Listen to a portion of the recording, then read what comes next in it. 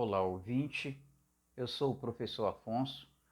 Trago para você a teologia que atribui toda a autoridade divina a Jesus Cristo.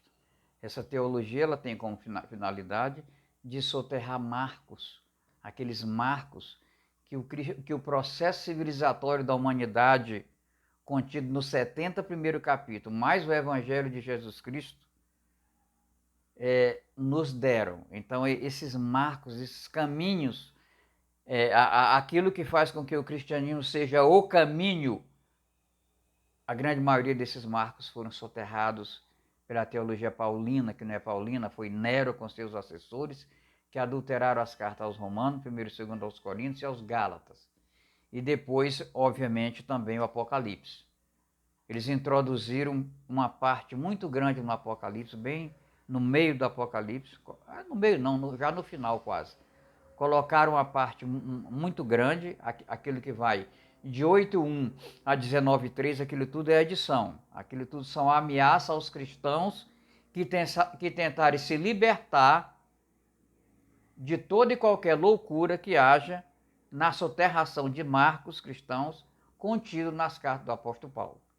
Então hoje o nosso assunto é um assunto bem importante, diz respeito ao fato de o livro do Apocalipse não estar fechado e, consequentemente, a Bíblia não está fechada. O Novo Testamento não está fechado, consequentemente, a Bíblia também não está fechada. Então, isso é uma coisa, seguinte, eu sempre digo, o livro do Apocalipse eu o desvendei não porque eu seja melhor do que os outros intérpretes, de forma alguma. Eu não sou melhor do que os outros intérpretes, como também não sou um profissional da religião. Eu desvendei com revelação divina. E isso é algo bem interessante para mim. Eu desvendei com revelação divina. Porque o livro foi, o anjo do Senhor me disse que o livro foi editado. E aí, para identificar as marcas da edição, de que ele foi editado, foi fácil. E depois as marcas do conteúdo editado também não foi difícil. E daí para frente as coisas andaram bem. Então, isso já foi dito, isso aqui é um dos últimos vídeos que se grava a respeito do Apocalipse. Então, já é a respeito do fechamento. Então, quando você vê um vídeo meu, eu gostaria que você pensasse numa coisa, que você levasse em conta, olha, eu estou vendo um vídeo de alguém que acha muito importante que os cristãos sejam submissos a Deus. Isso é uma marca do meu ensino, que os cristãos sejam submissos a Deus. Então, essa submissão a Deus, ela foi soterrada, foi destruída na medida em que as cartas do apóstolo Paulo aos Romanos, 1º e 2º Coríntios e aos Gálatas, dizem que nós temos que nos livrar da lei. Se nós quisermos ser cristãos, temos que nos livrar da lei, que são os 10 mandamentos, o decálogo. Só que nós não podemos. O Estado moderno de direito no mundo inteiro adotou 7 dos 10 mandamentos. Do 4º em diante, o Estado moderno já se tornou sacerdote. Então, pregadores, teólogos e escritores cristãos ortodoxos, quando nos ensinam a pisar a lei de Deus, dizer, olha, a lei nunca, ela é fonte de todo o pecado, sem a lei não haveria pecado, eu não saberia o que é pecado, a lei ela é a força do pecado e a lei por aí vai. Então, o que acontece? São marcos assim, e não só esse, que a gente quer dessoterrar, quer dizer, a gente quer descobrir, eles foram encobertos. Então, é maravilhoso saber que um dia a igreja cristã, durante 3 séculos, andou por esses marcos. Depois as cartas, eu vou mostrar no final aqui desse vídeo, as cartas de Paulo, as doutrinas ensinadas por Nero, seus assessores, e pelo maligno, que eu vou mostrar aqui através das 70 semanas de Daniel, eu chamo a atenção para você uma coisa muito importante. Uma das coisas mais importantes que existe em toda a Bíblia para os cristãos é as 70 semanas de Daniel. São basicamente 3 versículos Daniel 9, 24, 26 e 27. 25 trata da construção do muro 500 anos antes de Cristo. Mas não é isso que se quer. O que nós queremos é que as pessoas entendam. As 70 semanas de Daniel, esses 3 versículos têm muito a ver com Jesus Cristo. Qual é a grande prova que as 70 semanas de Daniel tem a ver com Jesus Cristo? Porque o anjo, segundo Daniel, o anjo que realmente protegia o povo israelita, que era o povo de quem Daniel era profeta, era o anjo Miguel. Quando veio tratar desses versículos das 70 semanas de Daniel, foi mandado Gabriel, aquele mesmo anjo que anunciou o nascimento de Jesus Cristo. Ou seja, Gabriel está relacionado com o Messias. Gente, e isso é muito importante. Eu falo sempre no começo dos vídeos, ao longo dos vídeos, eu falo isso porque eu considero isso verdade muito importante. Muito importante. O cristianismo existe para, através dos nossos pregadores teólogos que são ortodoxos, só pôr a lei de Deus. Depois ficam sem graça, começam a dizer, não, obedeça a lei de Deus. Obedeça a lei de Deus. Eles ficam sem graça. Sabe que as pessoas que estão nos bancos não vão aceitar isso aí. Então, vamos agora a um ponto que eu sempre tenho que dizer que é importante para nós. Eu recebi revelação divina. Por que eu considero tão importante falar isso para você? Porque está escrito lá em Daniel que o maligno, que luta contra os príncipes, usando as cartas de Paulo, ele será abatido sem a mão do ser humano. Tem que ser por revelação, de outra maneira ninguém interpreta corretamente. Ninguém interpreta corretamente. As 70 semanas de Daniel se tornaram muito preciosas para mim, a partir de um instante que eu vi um dos maiores especialistas do Brasil, talvez o maior, em escatologia, é o reverendo Leandro Lima. Ele estava fazendo uma entrevista, ele estava fazendo, não sei se era um podcast ou uma entrevista, com o Paulo Júnior, que também é um pastor presbiteriano. Na hora que Paulo Júnior perguntou, me explica a semana de Daniel, aí ele perguntou, pode sair correndo? Ele brincou, pode sair correndo? Eu digo, realmente eu tenho que olhar 70 semanas de Daniel, porque eu sempre interpretei o texto sem olhar para as semanas. Quer dizer, eu olhando para a semana, mas eu passava por cima como se fosse um assunto já resolvido. Aí eu dei uma olhada e disse, não, faz sentido. Eles agruparam esse conjunto de versículos aqui de uma maneira muito sábia, muito correta e pertinente. Só que a interpretação de todos é zero. A interpretação dele nada condiz coisa com coisa. Por quê? Porque eles andam, segundo, eu não falo só do Leandro Lima, eu falo de todos, porque eles não tiveram revelação de Deus para interpretar. Então, eu vou trazer hoje, eu vou de vez em quando, e sempre vou estar falando das 70 semanas de Daniel, contida nesses 3 versículos. São 4, mas um deles fala lá da construção do muro, que não interessa mais para a gente. O 24, 26 e 27. Eu vou comentar daqui a pouco. Então, eu trabalho com o cristianismo, as ideias que eu trago, o ensino que eu faço, se baseia em ideias gerais, que possam realmente se encaixar de uma maneira lógica na mente das pessoas. As ideias gerais, elas se encaixam de maneira lógica na cabeça das pessoas. Então é muito importante a gente considerar isso. Ideias gerais. Ideias gerais. Então qual é o sentido aqui? O meu trabalho consiste basicamente em ler a Bíblia com você, ler trechos que realmente a gente está focando na Bíblia. No caso aqui, esse vídeo é sobre Apocalipse, é os últimos versículos. Trata hoje de quê? Do fato de a Bíblia não estar fechada, porque o livro do Apocalipse não está fechado. O que está escrito em 22:10? Então me disse o anjo, não seles as palavras da profecia desse livro, pois o tempo está próximo. Quando Daniel acabou de fazer o trabalho dele, o anjo disse, sele as palavras do seu livro, porque não tem mais nada para acrescentar. Aí ficou bonito. Mas aqui não. Não sele. Nem para acrescentar, nem tirar. Versículo 11. Continue o injusto a praticar injustiça, continue o imundo na imundícia, continue o justo a praticar justiça, continue o santo a santificar-se. Essa mesma palavra é dita por Daniel ali no contexto do fechamento do livro dele. Só que aqui não é fechado. Porque o anjo não deixou, disse não feche. Versículo 12. Eis que venho em breve, a minha recompensa está comigo, e eu retribuirei a cada um de acordo com suas obras ou com o que fez. Esse versículo aqui ele é muito importante. Por causa desse versículo, Lutero quis tirar o livro do Apocalipse, entre outros. Livros que falassem boas obras, Lutero quis tirar, eram 4. Aí o que acontece? Eu já tratei disso em vídeos anteriores.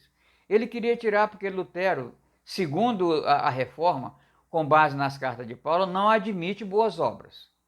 Ninguém é salvo, ninguém realmente... Muito pelo contrário, se você praticar as boas obras, você vai estar querendo comprar salvação e aí você chega muito mais rápido ao inferno. Até porque não é problema, porque segundo a reforma, muito pouca gente vai para o céu.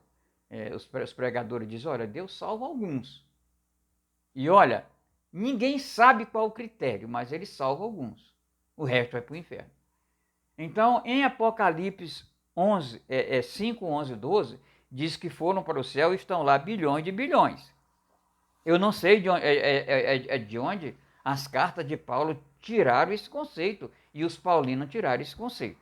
Mas são marcos que soterram, são conceitos que soterram os marcos cristãos. Então as boas obras são importantes, Jesus disse. Tive fome, me deste de comer, tive sede, me deste de beber, tive nu e me vestiste. Ou seja, na consumação do século, lá no capítulo 14 de Apocalipse, Jesus repete: aqueles que chegarem aqui jamais terão fome, jamais terão sede e jamais lhes faltará abrigo, porque o tabernáculo, o abrigo de Deus, cobre a todos. Então é isso que Jesus requer, que cuidemos da comida, da bebida e do abrigo do nosso irmão. Não importa o que diga a reforma. Jesus diz mais. Nesse contexto do 12 vem o 13. Eu sou o alfa e o ômega, o primeiro e o último, o princípio e o fim. Felizes os que lavarem as suas vestes, para que tenham direito à árvore da vida e possam entrar na cidade pelas portas. É maravilhoso. Essa palavra, cidade pelas portas, eu ensinei já em outros vídeos, inclusive lá em Daniel, há em Daniel um ensino, uma demonstração clara e inequívoca de como será montado um tribunal no céu na presença dos anciãos, dos 24 anciãos, na presença dos 4 seres viventes e na presença de todos aqueles anjos resultantes de seres humanos para destruir aquilo ali, para julgar e destruir. Então, isso aqui está dizendo aqui. Os que lavaram as suas vestes para que tenham direito à árvore da vida e possam entrar na cidade pela porta. Lavaram suas vestes. O que é lavar as vestes? Nosso Senhor adverte muito seriamente sobre coisas que a igreja precisa observar. Uma delas, muito importante, que a igreja precisa observar, é evitar a imoralidade sexual, tal como está escrito nas cartas às 7 igrejas. Lá Jesus faz uma recomendação séria, uma exigência séria da igreja para 7 igrejas, umas mais, outras menos. Evitar, a igreja tem que se esforçar, porque o prêmio vem. A igreja tem que evitar impostores, a igreja tem que se manter avivada e ela tem que evitar a imoralidade sexual. Então, a igreja de Jesus Cristo, ela tem essas características. Ela é uma igreja que se esforça por fiar e por entrar pela porta estreita. E aqui através do esforço. Felizes os que lavam suas vestes. É preciso que a imoralidade sexual fique de fora. Portanto, 4 coisas são exigidas por Jesus Cristo. É exigido que a igreja se esforce, Não, a graça diz o seguinte, que é tudo de braços cruzados que Deus faz tudo. É mentira, está escrito aqui, lavem suas vestes. Nada disso, isso aqui é coisa inventada, foi colocada na carta do apóstolo Paulo pelos assessores de Nero, mandados por Nero, inspirados pelo maligno. Por favor, não. É tudo de braços cruzados, isso é a graça de Paulo, nada disso. Então a igreja existe esforço, que se evite impostura, como é o caso de Nero e seus assessores, e em última análise o maligno, que realmente se instalou nas cartas de Paulo, e também que a igreja se mantenha avivada. Todos os meus vídeos eu ensino a experiência que se tem que fazer para que a igreja esteja toda avivada e que ela evite a imoralidade sexual. Então está dito aqui, fora ficam os cães, os que praticam feitiçaria, os que cometem imoralidade sexual, os assassinos, os idólatras e todos os que amam e praticam a mentira. Então aqui realmente é uma coisa que nós conhecemos bem. E vou já até adiantar uma coisa para você. Eu tenho a primeira grande revelação de Jesus Cristo, que foi feita a mim, eu ainda era catecumo na igreja presbiteriana. Aquele cursinho que a gente entra, para começar a fazer, para aprender a ler a Bíblia. Dizendo o seguinte, mediunidade, não. E eu não estava experimentando mediunidade. Eu estava apenas me preparando para ir assistir uma palestra no Centro Espírita, que eu nunca fui. Então, mediunidade, não. Isso é feitiçaria, qualquer que seja a cor, branca, preta, amarela, vermelha. Pessoal, não, mas a branca é boa, a preta é ruim. Não tem nada a ver. Toda mediunidade é ruim. Por favor, fuja disso. E não tem mais nada para te acrescentar a respeito disso. Versículo 16. Eu, Jesus, enviei o meu anjo para dar a vocês este testemunho concernente às igrejas. Eu sou a raiz e o descendente de Davi e a resplandecente estrela da manhã. Por que esse versículo é tão importante para nós? Porque esse versículo diz que Jesus não mandou ninguém dar uma melhorada numa mensagem chamada testemunho. Aquilo que o anjo trouxe, como ele diz, para dar a vocês esse testemunho. Jesus fala pessoalmente, eu só mandei dar o testemunho. Em Apocalipse 1:2 disse que viu na palavra de Deus no testemunho de Jesus Cristo. Não. Aonde foi que a pessoa que adulterou Apocalipse viu? Viu nos profetas, viu em outras partes do Antigo Testamento e sobretudo em Moisés ali, a questão daquelas pragas. Foi planejado? Foi. Porque lá no fechamento ele diz, eu vou jogar todas essas pragas em cima de quem se meter a besta a pegar a literatura cristã e tirar alguma coisa ou colocar alguma coisa. A proposta aqui não é colocar nada, mas retirar, que eu tenho mandato para retirar todas as cartas do apóstolo Paulo e a parte editada do livro de Apocalipse. 22:17. E o Espírito e a noiva dizem, vem, e todo aquele que ouvir, diga, vem. Quem tiver sede, venha, quem quiser, bêbada de graça da água da vida. Esse aqui é o último versículo da Bíblia, porque a parte que o autor não, o infeliz do cara lá, que adulterou o Apocalipse, utilizou para fechar, aquilo tudo sai. Porque no livro não está fechado, o anjo diz, não fecha, ele fechou. Por que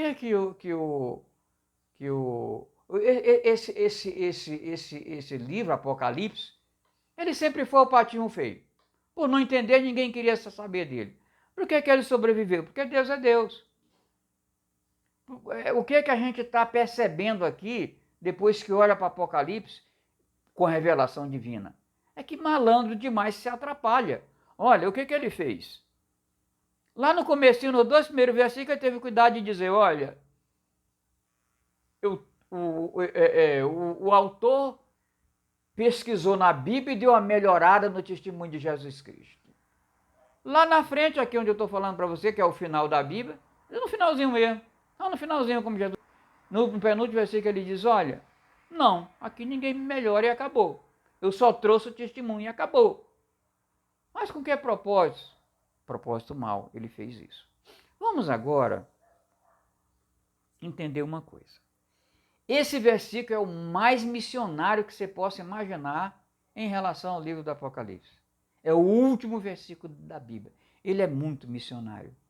O que é que diz o missionário? Vem.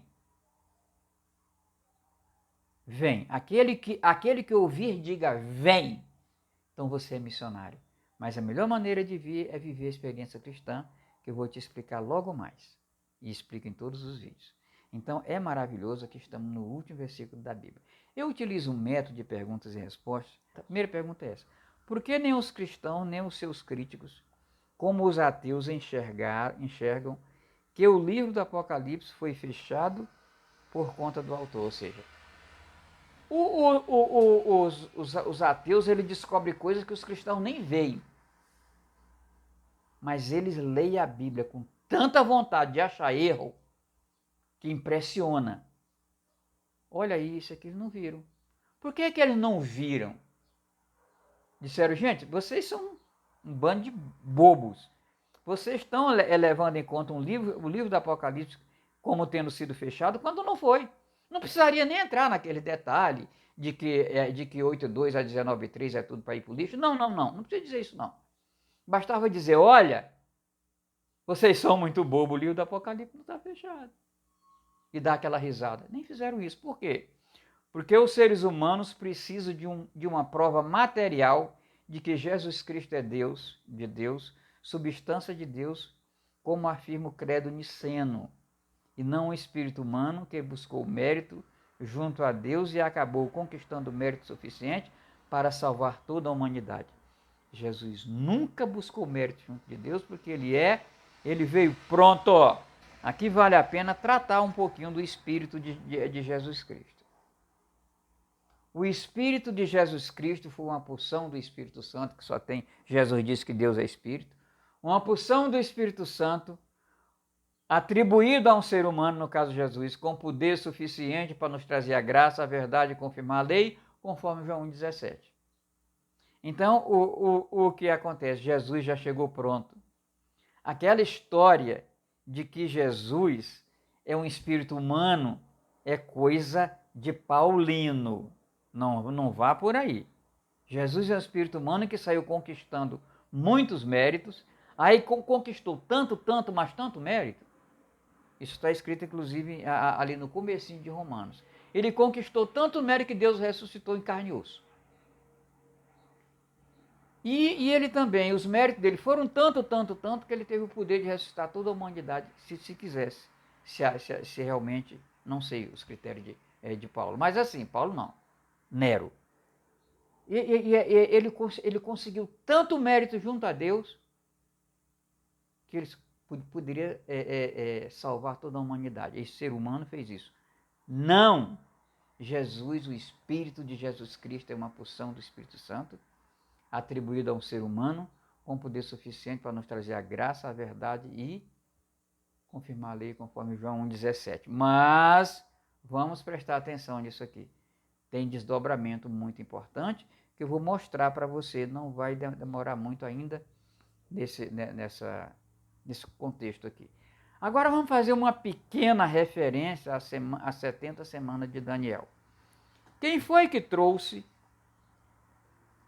veio explicar porque o trabalho de Daniel, primeiramente, ele via tudo, era mostrado, ele ficava confuso, até adoecia. Chegava o anjo e dizia, normalmente é Miguel. Os assuntos concernentes aos judeus era Miguel, só aos judeus. Quando o assunto era para os cristãos, aí é diferente, era Gabriel. Nascimento de Jesus, Gabriel. Anunciação de Jesus, Gabriel. Empoderamento de Jesus aqui 500 anos antes dele nascer, Gabriel. Vamos ver. As 70 semanas de Daniel. Eu quero mostrar isso aqui porque o livro do Apocalipse mostra um Jesus empoderado. Aquele que foi morto sentado no trono. Na hora que Jesus foi morto, ele entregou o seu espírito a Deus, conforme diz o Evangelho. Não as cartas de Paulo, mas o Evangelho. Quando ele foi morto, ele entregou o seu espírito para voltar a ser um com o Pai. Só que esse voltar, se ele foi uma atribuição e não foi retirado, o que acontece? Ele sempre dizia, eu estou no Pai. Mas por que você está no Pai? Eu estou no Pai porque o Espírito que há em mim não foi retirado de Deus. Por isso ele dizia, não adianta tentações para cima de mim, ninguém me convence de pecado. E agora? É preciso que a gente veja Jesus dessa maneira. Ver Jesus como um herói. Basta fazer de Paulo um grande herói, que aquele ali é uma grande mentira, aquilo foi feito. O Paulo que a gente conhece é aquele de Atos, escrito por Lucas, aquele pesquisador. Então, é isso que é Paulo. Aquele outro é o impostor miserável, aquele que está nas cartas. Não vá por ali. Então, quando Jesus... então, Jesus está no seio do Pai, ele é indistinguível em relação ao Pai. Ele diz, eu e o Pai somos um. Quem me vê a mim, vê o Pai, e por aí. E o que é essa história de ver? Em teofania. Teofania é uma linguagem. E o corpo de Jesus Cristo, a ressurreição de Jesus Cristo. A ressurreição de Jesus Cristo é um assunto muito importante. Maria Madalena e a outra Maria foram ao sepulcro e viram o instante em que um anjo transformou o corpo de Jesus numa teofania. O que é a teofania? É algo que se consegue ver. Uma espécie de linguagem audiovisual, porque no caso eu vi a primeira manifestação de Jesus em relação a mim, que foi feita a mim. Agora Paulo não viu, só ouviu a voz. Então é uma manifestação, é uma forma de Deus se comunicar com os seres humanos, se manifestando. Uma coisa audiovisual, pode ser audível, pode ser visível, possivelmente pode ser os dois. Com certeza pode ser os dois. Então vamos a isso aqui se encontra em Daniel 9. A 70 semana de Daniel é um assunto que às vezes pode levar horas para você explicar. E no final você não entender nada. Mas é um assunto muito simples, está em 3 versículos. Vamos lá. Versículo 24 do capítulo 9. 70 semanas estão decretadas para o seu povo e sua cidade, e sua santa cidade, a fim de acabar com a transgressão, dar fim ao pecado, expiar a culpa, trazer justiça eterna. Ô versículo lindo. Cumprir a visão e a profecia e ungir o Santíssimo. Isso aqui é lindo demais. O 25 a gente cortou, porque o 25 trata lá dos muros de Jerusalém, que não interessa para nós. Coisa que tinha acontecido muito tempo antes. Vamos ver essa primeira parte. 70 semanas estão decretadas para o seu povo e sua santa cidade, a fim de acabar com a transgressão. Vamos lá. Na carta, 1 Pedro 3, 18 e 19 diz, porque Jesus, no momento em que ele foi morto, não precisou nem aquela ressurreição vista por Maria Madalena ou outra Maria, não.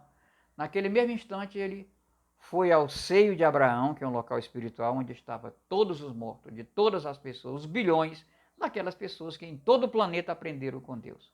Jesus ensina, porque todos serão ensinados por Deus e aquele que der aprender vem a mim para ter a vida eterna.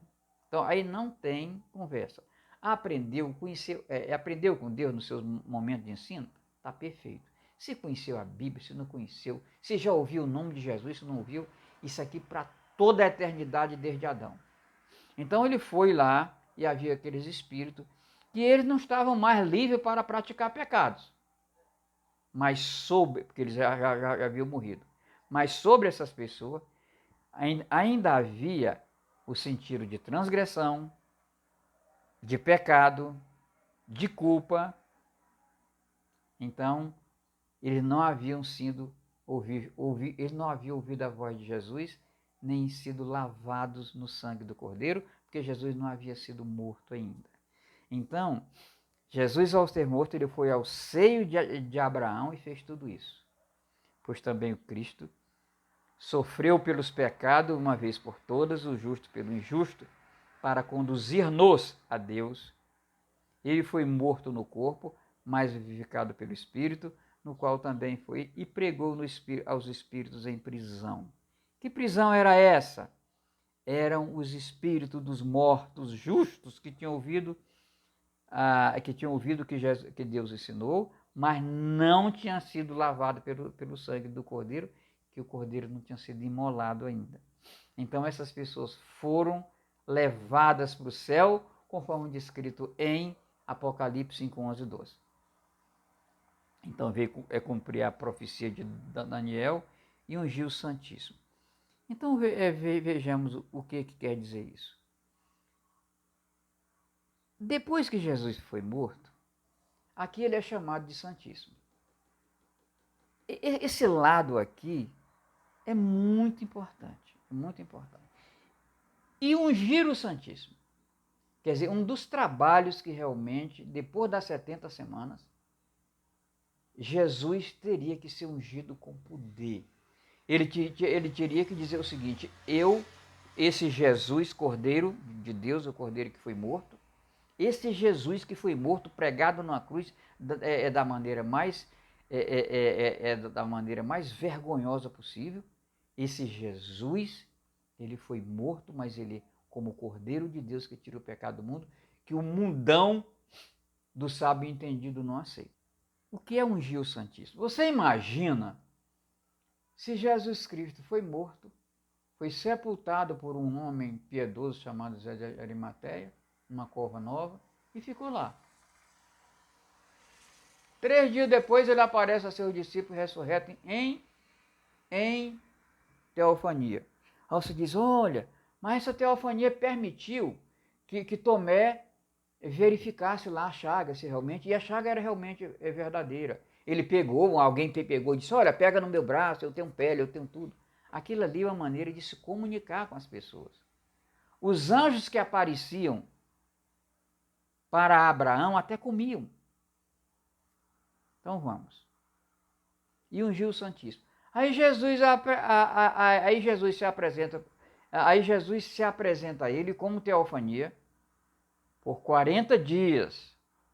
Se apresenta a Pedro e a Tomé, tem até aquele encontro emblemático com Pedro e com Tomé, onde Jesus testa e coloca à prova a incredulidade deles, em que Tomé fala emblematicamente: Senhor meu, Deus meu. Isso é poder. Agora, ele apareceu, ficou 40 dias com esse grupo restrito de amigos, foi embora. Subiu, segundo relata Lucas em Atos dos Apóstolos. Subiu. E agora? Ficou num grupinho. E o pessoal até gostava de tirar uma onda, dizer: eles estão adorando o morto. Esse morto se chama de Cristo. Até errava o nome. Dizem aí que essa doutrina que ele ensinou chama de caminho. De fato, é um caminho que, infelizmente, os marcos para acertar esse caminho foram soterrados pelas cartas de Paulo, e eu tenho um mandato de Deus para desoterrar. Então, Jesus tinha que mostrar poder. Mostrou para aqueles seus que ele conhecia. Mais tarde, não demorou muito, a igreja começou a agir poderosamente. No seu caminho apareceu um romano, um judeu romano, bem arrogante. Ele gostava de usar aquele título de romano com toda... Ele gostava de usar aquele título de romano até com certa arrogância. Ele usava esse título de romano até com certa arrogância. Mas nessa hora ele estava do lado contrário de Jesus. Ele era o perseguidor. Ele dizia que matou muita gente, consentiu com a morte de muita gente. Agora eu te pergunto, será que um romano podia fazer isso? Claro que podia. Claro que podia. Claro que o romano podia fazer isso. Por que os judeus pessoalmente não executaram Jesus? Porque não eram romanos. O romano podia. E ele fez isso muito bem. Então o que ele fez? Caminho de Damasco, ele bate de frente, ele se apresenta pela primeira vez: eu sou Jesus a quem persegues. Opa! Nem mesmo a teofania Paulo viu, ele só ouviu a voz. Nem a teofania como eu vi, ele viu. Então, o que acontece? Jesus se apresenta e diz, agora eu estou me apresentando para alguém de fora. E não é só isso. Nesse momento, a 70ª semana de Daniel era encerrada. As semanas, e agora Jesus vai se apresentar para o mundo com poder, como o Cordeiro que foi morto, como Deus de Deus, como substância de Deus, como uma testemunha fiel, como Deus. Por isso eu digo, quando disserem para você aceitar Jesus, é uma forma paulina e tímida de dizer, você recebe Jesus Cristo como Deus.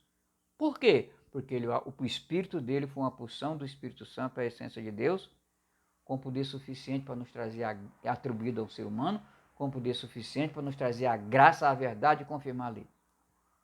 Agora o 25 eu disse que ia pular, porque trata da construção do muro lá de Jerusalém, 500 anos antes. 26. Depois das 62 semanas, o ungido será morto, e já não haverá mais lugar para ele. A cidade e o lugar santo serão destruídos pelo povo do governante que virá. Isso aqui se refere à destruição de Jerusalém, do ano 64 ao ano 70, que corresponde a 7 anos ou uma semana. Esse ponto aqui é muito confuso para os intérpretes. O que os intérpretes fazem? Eles veem o seguinte, eu vou fazer inclusive uma comparação. 70 semanas estão decretadas para o seu povo. Ponto. O médico diz para você, seu José, o senhor vai ter que operar a catarata. 4 semanas são decretadas para você fazer essa cirurgia. Na primeira semana a gente faz a cirurgia. E você vai para casa com muito cuidado e com muito colírio. Na segunda a gente já vai deixar 1 ou 2 colírios de lado. Na terceira você já vai poder caminhar, fazer uma opção de coisinha, só não pode deixar sujar os olhos. Na quarta você já vai fazendo as coisas e já vai tirando o óculos. Depois você está de alta. Então o que as pessoas enxergam é que realmente o seu José, no final das 4 semanas, ele seria morto. Não é. Acabou a vida do José, o mundo acabou. Não. Não. A última semana, as 3 semanas do seu José vão andar muito bem, mas a última pode ter 1 milhão de anos. Não. É isso que eles fizeram. Não digo 1 milhão de anos, porque o seu José tem até 70 e tantos anos para viver. Tem o resto da vida do seu José. Não. É nesse ponto que todos tropeçam. Eles pensam que as 70 semanas que foram decretadas foram semanas para terminar todo o universo. Não, é só para acontecer algo concernente ao Messias, ao Deus vivo. Porque quem deu a mensagem? Gabriel. Foi Gabriel que deu a mensagem. É concernente a Jesus. As 70 semanas de Daniel são concernentes a Jesus. Veja quem foi que anunciou o nascimento de Jesus. Então, o que acontece? Uma semana está decretada para a cidade, para o povo, e nessa semana, metade dela cessará o sacrifício, e na outra metade se fará uma grande desolação, uma grande abominação na outra ala do templo, que é no caso o cristianismo. Essa semana está totalmente fora das 70. É isso que as pessoas têm que entender. Essa semana é a 71ª e nem tão pouco ela é a 71ª quanto ao tempo. Era uma semana que deu um salto, pequeno salto, depois foi lá para a destruição de 64, e que está escrito aqui. O fim virá como uma inundação. Gente, esse fim virá como inundação, isso aqui é o fim do mundo mesmo. É virar como uma inundação, conforme está escrito lá em Apocalipse capítulo 6, de 12 a 15. O fim virá como inundação. Está muito bem explicado lá, não é com a guerra nuclear, não é com um asteroide se chocando com a Terra, não é com a pandemia. O nosso planeta vai ter uma morte natural, um pouquinho acelerada, mas natural. Agora vamos ao 27. Esse 27 ele é muito importante. E aqui encerra as considerações sobre a semana de Daniel. Se você nunca ouviu, ouve agora. 27. Com muitos ele fará uma aliança que durará uma semana. Ah, é Cristo Jesus. Não é Jesus que faz isso não. Ah, mas eu não posso criticá-los por não interpretar correto. Ele não alega ter revelação. Eu não posso criticá-los. Mas eles dizem. É Cristo Jesus que vai fazer acordo com um, fazer acordo com outro. Como é que é? Por que ele não sentou numa mesa e não fez acordo com Paulo? Calma, Paulão, tu é romano, calma. Você tá bravo? Vai ter que comer um pouquinho de terra, porque aqui, o solo é santo. Mas pela arrogância com que você se apresenta, vai ter que comer um pouquinho dessa terra, passar 3 dias cego. Então é isso. E com muitos ele fará aliança que durará uma semana. É o Senhor Jesus. Não é não. Não é não. Não é não. Isso aqui é o Império Romano, representado por Nero e seus assessores e inspirado pelo maligno contra o príncipe dos príncipes. Por isso, quando você pegar as cartas do Paulo, desconfia quando ele falar contra a lei de Deus, contra a lei, Deus contra os judeus, contra Jesus, contra o evangelho de Jesus, porque quando diz que outro evangelho que seja amaldiçoado, um evangelho que for a favor da lei de Deus já não vale. E não é isso, Jesus veio confirmar a lei. Então é isso, quando te perguntarem com quem vai fazer aliança, Jesus não faz aliança com ninguém. Com muitos fará aliança. Meu Deus, mas a Bíblia está cheia tem 2 correntes. Um aliancista e o outro é de pacto. Não é pacto não, Deus impôs. Anda nos meus caminhos, do contrário tu vai morrer. E isso não é uma coisa que se possa dizer. Está em Gênesis 2:17. Eu não quero fazer pacto nem aliança contigo, apenas estou te impondo. Anda na minha presença, tu vai morrer. Aí o anomista, o maligno, disse, de jeito nenhum, não vai morrer não. Quem mais fez isso? Paulo. Paulo abusou de fazer isso. Aí contra a lei de Deus, só que não é Paulo, por favor. O nosso Paulo, amigão, irmão querido, está descrito em Atos dos Apóstolos por Lucas, lá em Atos dos Apóstolos. Deu para você ver essa semana? Por uma semana. Vamos lá. Isso não faz parte das 70 semanas. Eu vou ler para você um livro que é uma biografia de Nero, biografia de um tirano, de uma editora completamente isenta, de autores isentos. Por quê? Esses autores são tão isentos que eles chegaram a dizer que o que Paulo viu é típico de uma convulsão de epilepsia. Então ele não estava envolvido com o cristianismo. Não faz parte essa semana dos acordos, não é uma semana que faça parte que faça parte das 70 semanas. É uma 71ª desconecta. Vamos lá. E não faz, é a biografia de Nero, um tirano, de 2019, página 196. Por que eu faço questão de mostrar a referência bibliográfica?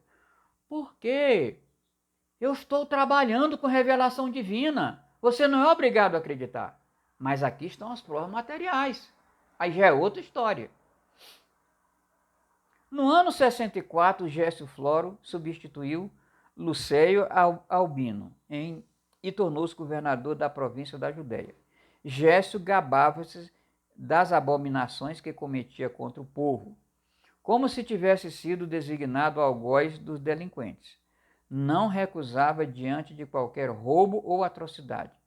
Há quem afirme que Gércio saqueou cidades inteiras e arruinou numerosas famílias. O que quer dizer isso aqui? Os esbarrões iniciais, já com forma de guerra, foi justamente esses acordos que foram feitos com os governadores para realmente se opor à Judéia. A Judéia tinha, nessa época, vontade de se livrar do Império Romano. Aí o que o imperador fez?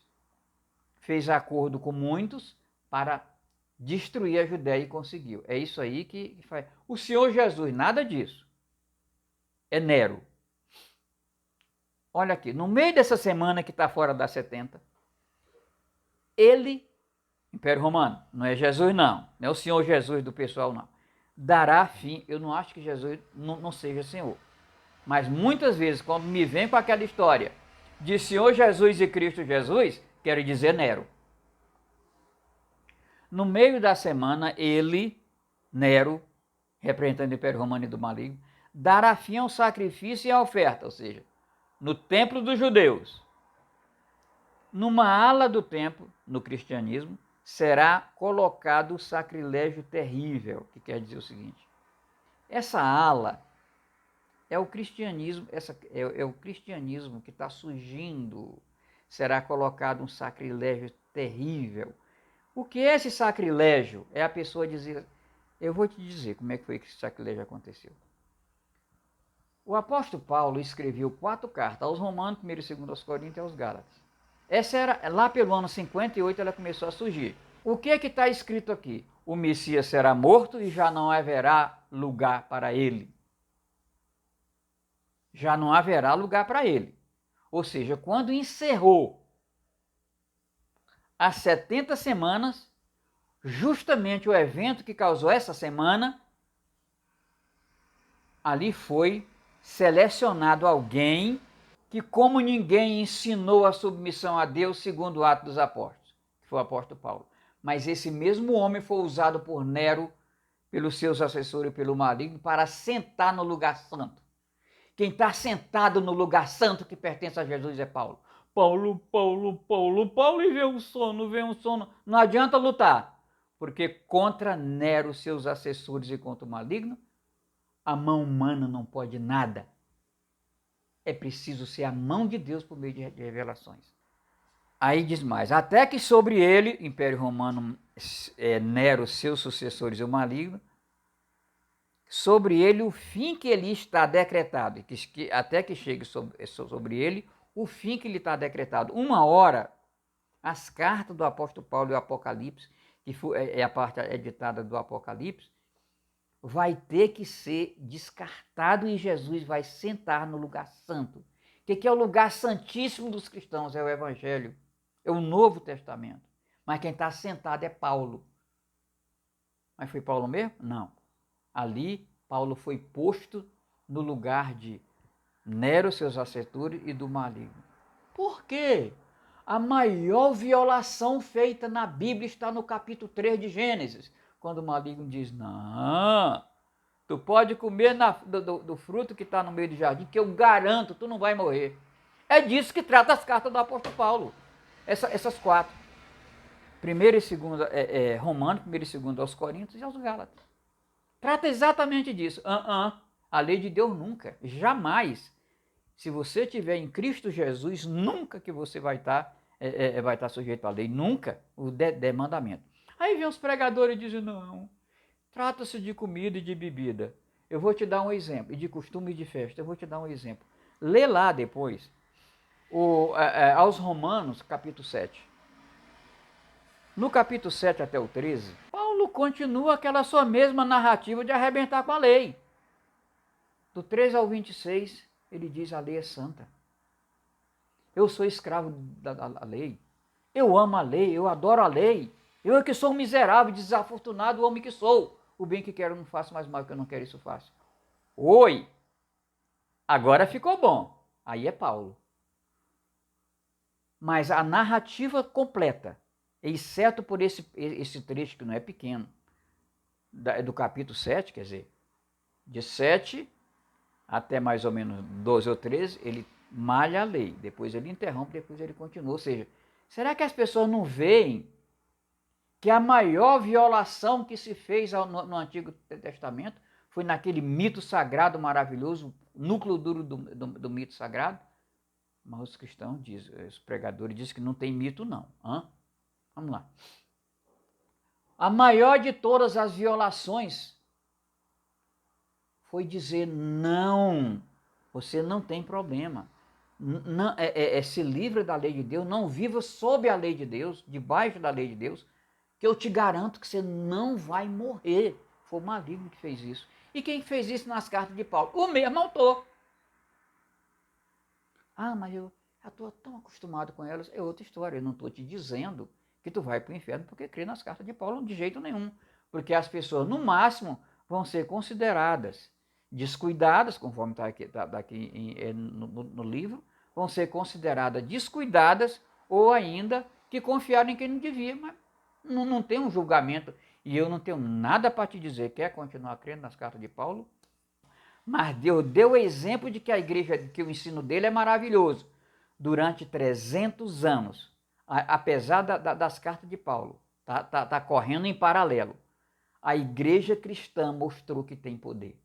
Isso é maravilhoso. A igreja cristã de Pedro, Tiago, de Pedro, Tiago e João. A igreja de Jerusalém que eu observava ali.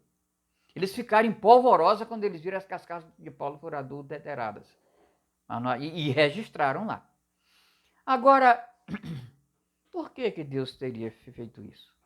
Deixado, permitir isso aí, mesmo que seja uma desolação terrível que nós temos vivido. Sociedade desorientada, o cristianismo desorientado, o cristianismo cheio de ladrões e falsos profetas, mas assim, esse foi a desolação.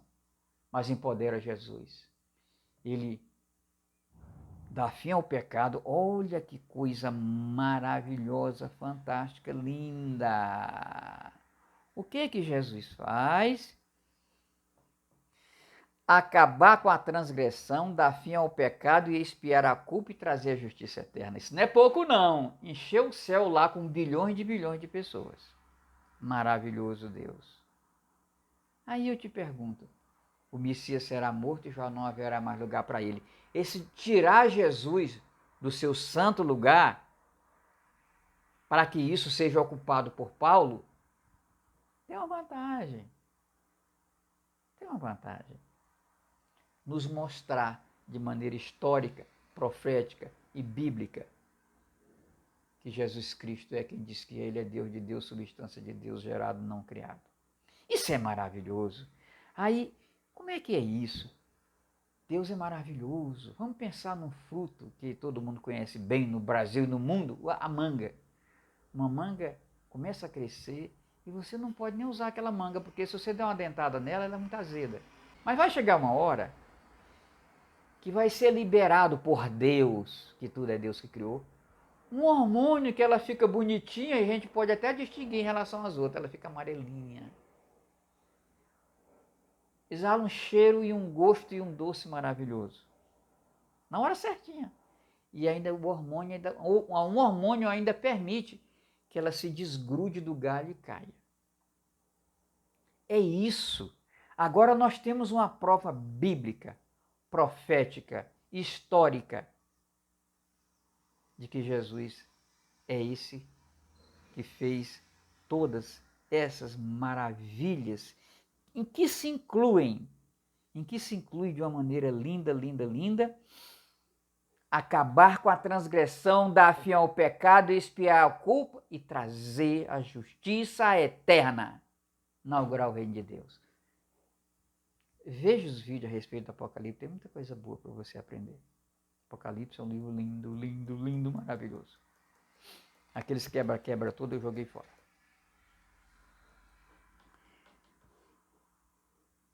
Eu sei que o vídeo vai ficar longo, mas eu não posso. É o último vídeo assim referente ao texto de Apocalipse. Qual a lógica da intervenção romana no cristianismo? Vamos nessa. Qual teria sido o objetivo do fechamento do livro do Apocalipse por Nero e seus assessores? Ameaçar com as pragas postas na parte editada, para que ninguém ousasse se insurgir contra a literatura cristã distorcida e distribuída pelo Império Romano. Que literatura era essa? As quatro cartas do apóstolo Paulo aos Romanos, 1º e 2º Coríntios aos Gálatas e agora o Apocalipse. Como é que ele se apropriou do Apocalipse? Eu vou dizer para você. João era um prisioneiro, mas eu não vou dizer que era o João do Evangelho, não. Mas havia um prisioneiro numa ilha pequena de 30 quilômetros, pouco mais de 30 quilômetros quadrados, sem meio de vida. Ali era uma prisão e estava sob o domínio romano. E certamente, de certa maneira, o romano não só vigiavam, como também não era um preso político, era um preso criminoso mesmo. Então o que acontece? Esses presos, eles tinham alguma assistência e uma vigilância dura. Quando João escreveu esse livro, caiu na mão da vigilância romana. Nem circulou entre os cristãos. Aí o que acontece? Eles fizeram a adulteração e distribuíram junto com as cartas de Paulo. Quem teria editado o Apocalipse? Vamos entender essa questão. De acordo com a profecia de Daniel, o Império Romano, em um período de muita perseguição aos cristãos, após a destruição de Jerusalém de 64 a 70. Ou seja, daquele momento em diante, a vigilância e a perseguição a cristãos e judeus foi muito forte. Outra pergunta: como o Império Romano teria se apropriado do livro do Apocalipse? Já até falei. Se o autor estava preso na ilha de Pátmos e estava sob domínio das autoridades romanas, que certamente confiscaram o livro, editaram e distribuíram juntamente com as cartas do apóstolo Paulo ao Romano, 1 e 2 Coríntios e aos Gálatas. Ou seja, é muita literatura. Só que o negócio deu ruim, que eu vou dizer para você como é que deu ruim. Mas qual teria sido o objetivo da edição do livro do Apocalipse? Eu já falei para vocês, eu vou explicar novamente. Proteger a literatura cristã distorcida pelo Império Romano, Romano 1 e 2 Coríntios e aos Gálatas, contra a sua retirada de qualquer conjunto de livros cristãos que viesse a aparecer. Por quê? Porque o Apocalipse tratava do fim do fim. Nunca ninguém ia colocar o Apocalipse antes do fim. Nem mesmo Lutero conseguiu isso. Outra pergunta: o que aconteceu com o cristianismo gentílico ao entrar em contato com as cartas do apóstolo Paulo aos Romanos, 1 e 2 aos Coríntios e aos Gálatas, na distribuição adulterada e distribuída pelo Império Romano? O que está escrito? Durante as primeiras décadas do segundo século da era cristã, o cristianismo gentílico, onde prevalecia o ensino do apóstolo Paulo, chegou ao fim, conforme testifica uma das obras mais conhecidas pelos cristãos, Pais Apostólicos, de vários autores, cuja introdução foi escrita pelo reverendo Alderi de Souza de Matos, ano de 2013, página 7, editora Kindle. Vamos ver. Isso aqui, edições Kindle. Isso aqui é o seguinte: o que é que o pastor, que é a pessoa que vive entre nós, uma pessoa muito honesta, o que ele escreveu? Ele disse assim: a tendência para o declínio dos padrões éticos na vida de muitos cristãos e o perigo sempre presente de apostasia fizeram com que muitos desses escritos, em especial o Pastor de Hermas, quer dizer, uma literatura que surgia contra as cartas de Paulo, adotem uma postura rigorosa com respeito à moralidade e à disciplina. Virou uma bagunça, gente, tal como testifica Judas. Dizia: olha, o pessoal está dizendo que pela graça pode fazer qualquer coisa. E é isso que se ouve ainda hoje. Agora, voltando ao autor. Em contraste com a ênfase paulina na graça e na fé, a salvação passa a ser entendida em termos da obediência a uma nova lei. Obediência e submissão. Foi isso que Paulo pregou, porque ele aprendeu no caminho de Damasco depois de comer um punhado de terra.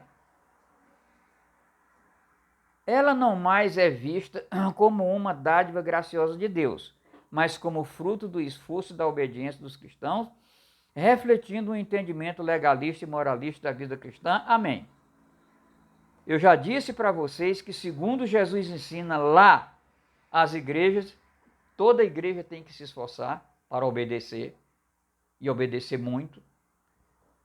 Toda igreja tem que evitar impostores. Toda igreja tem que ser avivada. Toda igreja tem que evitar a imoralidade sexual. Como o cristianismo paulino teria se levantado novamente. Ou seja, conforme relata o autor aí, que eu acabei de ler o texto, o cristianismo paulino acabou, mas o Petrino de Pedro, olha, estava de vento em popa. Até porque depois da destruição de Jerusalém, ficou mais fácil. O pessoal se espalhou pelo mundo inteiro. E aí ficaram um pouco mais longe da igreja controlada por Roma. Mas Roma começou a distribuir as 4 cartas e o Apocalipse viram que não estava funcionando mais. Escreveram 9 cartas que não sou eu que digo. Quem diz são os estudiosos, que elas são apócrifas, escritas por outrem ou por outro autor e atribuídas a Paulo. Vai de Efésios a Filemão. Essas cartas são lindas. Elas foram escritas no momento que já existia uma igreja vitoriosa, linda, maravilhosa, cristã e petrina e legalista. Então o que aconteceu? Pegaram essas cartas, olharam para a igreja e fizeram alguma compatibilidade com o contexto de Paulo e fizeram essas cartas. Elas são lindas. Aí quando começaram a ver aquelas cartas, aí abraçaram não só aquelas cartas, mas também as outras e o Apocalipse junto. Porque o Apocalipse sempre foi intragável, a verdade é essa, por conta disso aí. Então é isso, a resposta é essa. Pela introdução das 9 cartas, a pergunta, como o cristianismo paulino teria se levantado novamente? Porque acabou. Pela introdução das 9 cartas apócrifas escritas sobre encomenda do Império Romano, olhando para dentro da igreja de Pedro, em um contexto criado para ser vivida por Paulo, ou seja, aquele Paulo herói. Lindo, maravilhoso, aqueles ensinos, orai sem cessar. Que coisa linda, né? Outra pergunta, quais teriam sido as consequências das cartas de Paulo se tornarem populares para a liderança da igreja no início do 4º século? A igreja de Pedro andou, e Paulo e as cartas de Paulo juntamente, as 13 cartas de Paulo correram para poder acompanhar e foram entrando no cristianismo. Quando chegou no final do 3º século, o que aconteceu? Segundo um historiador muito conhecido chamado Philip Schaff, do ano 1890, página 969. Olha o que diz. Como é que Paulo, como é que se sente a reabilitação de Paulo? Paulo não, Nero. O que nós temos hoje é Nero. Está escrito assim, o título do assunto é Repouso Temporário, ano 260 a 303, depois de Cristo. O imperador Galeno, que foi do ano 260 a 268, deu paz à igreja mais uma vez e até reconheceu o cristianismo como uma religião lícita. Aqui a perseguição foi forte depois disso. E essa calma continuou por 40 anos, pois o édito de perseguição emitida pelo enérgico e guerreiro Aureliano, 270-275, foi anulada por seu assassinato. E os 6 imperadores que o seguiram, rapidamente, de 275 a 284, deixaram os cristãos em paz. Durante esse longo período de paz, a igreja cresceu rapidamente em número e em prosperidade externa. Grandes e até esplêndidos templos foram erguidos nas principais cidades e providos de coleções de livros sagrados, obviamente carta de Paulo, e vasos de ouro e prata para a administração dos sacramentos.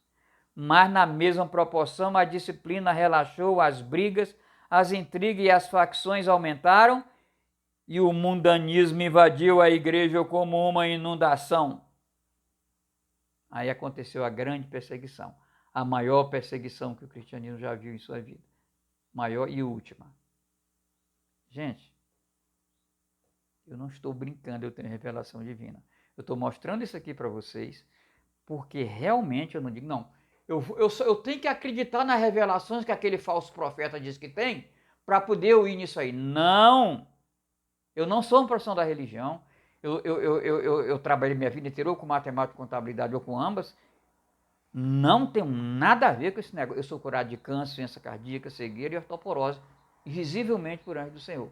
Então eu não posso deixar de lado, ficar aprendendo com as pessoas que negam Jesus. Eu não posso fazer isso.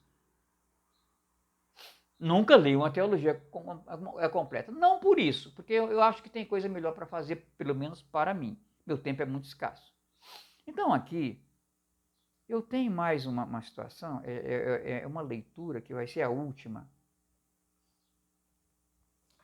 Nós somos bombardeados por discursos e mais discursos e mais discursos. Reforma, reforma. Meu Deus, se não fosse a reforma, a gente não tinha nem pasta de dente.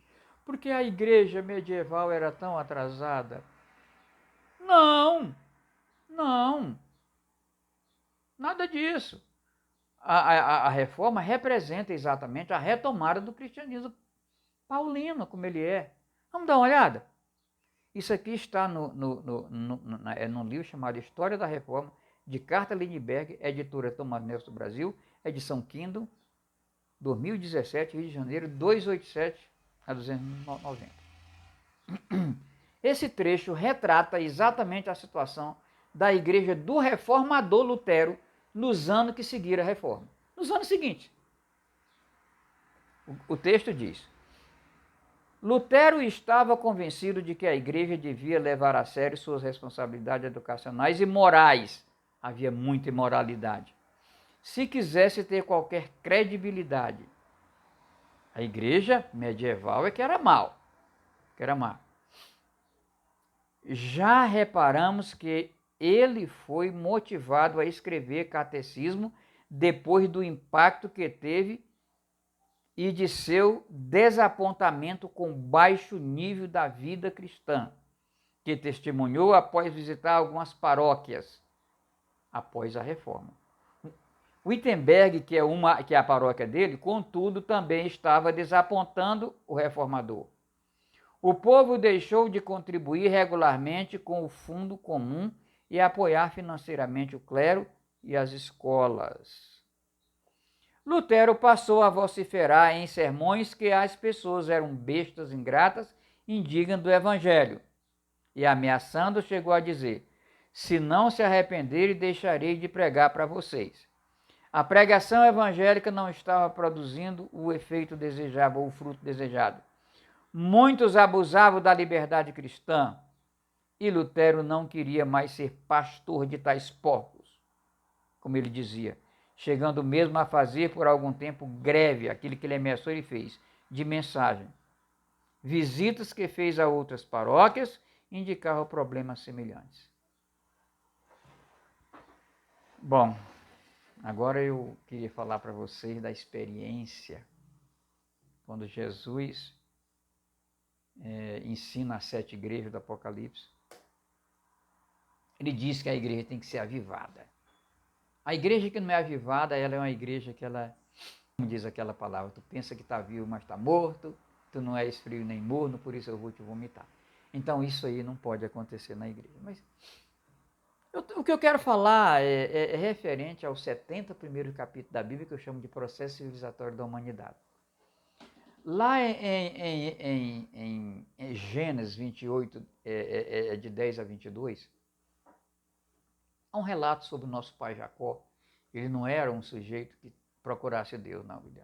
Aquele cara que, quando se refere a Deus, era o Deus do meu pai. Eu não tenho nada a ver com isso. Tenho nada a ver com isso. Aí um dia ele se encontrou com Deus, no momento que Deus o ensinou, em uma situação muito... Então você vai ver lá no texto, numa situação muito desalentadora, mas que ele se encontrou com Deus. Então eu quero falar para você dessa experiência. Qual é a experiência que eu te chamo? Jesus diz: seja o vosso falar se ensinam ou não, o que passar disso tem procedência maligna. Então eu quero te dizer, do fundo do meu coração eu quero te falar isso. Vem como está, mas abre mão de qualquer mentira. A mentira nos aproxima do maligno, nos afasta de Deus. Sem isso, Deus não vai... Esse Deus que é o Espírito Santo não vai agir sobre teu espírito ou alma. Essa ação do Espírito Santo, a essência de Deus sobre o teu espírito é chamado de dom do Espírito Santo, que é sabedoria e poder de Deus. É esse momento que você precisa, na hora de tomar decisões, na hora de viver. Jesus disse: se você vier a mim guardar meus mandamentos, eu rogarei ao Pai, Ele dá a você o Consolador, o Espírito da verdade que o mundo não pode receber. Então é esse espírito da verdade que você precisa. Você precisa se dirigir a Deus em oração na mais absoluta submissão, como fez Paulo após passar pelo caminho de Damasco, conforme escrito, registrado por Lucas, não das cartas. E exercer a compaixão tanto quanto a tua mão possa alcançar. A compaixão é maravilhosa. Foi isso que fez nosso pai Jacó, aquela situação que eu indiquei para você, Gênesis 28, de 10 a 22. Então, eu tenho um compromisso de orar com todas as pessoas que estão orando, terminar sempre os meus vídeos com uma oração. O vídeo já está grande, vamos orar então. Deus Santo, eu estou aqui me juntando a todas aquelas pessoas que estão em oração e em confiança, ou às vezes até nem isso, não estão nem começaram ainda.